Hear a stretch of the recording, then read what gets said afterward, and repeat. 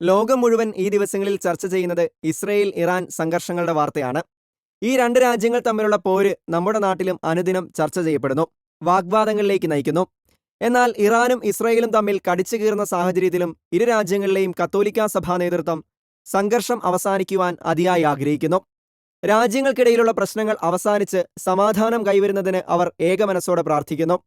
സൈനിക സംഘർഷം യുദ്ധത്തിലേക്ക് തിരിയും എന്ന ആശങ്ക വർദ്ധിക്കുന്ന സാഹചര്യത്തിൽ ഇസ്ഫഹാൻ അതിരൂപതയിലെ കർദിനാൾ ഡൊമിനിക് മാത്യുവും ഇസ്രയേലിലെ ജെറുസലേമിലെ ലത്തീൻ പാത്രിയാർക്കീസായ കർദിനാൾ പിയർ ബാറ്റിസ്റ്റ പിസാബെല്ലയും സമാധാനത്തിനായി പ്രാർത്ഥനാഹ്വാനം നൽകി.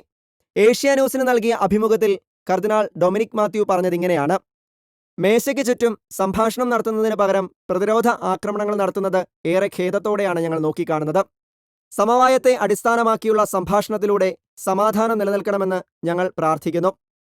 പരിശുദ്ധാത്മാവ് ഈ പ്രക്രിയയെ നയിക്കട്ടെ എന്നും അദ്ദേഹം കൂട്ടിച്ചേർത്തു.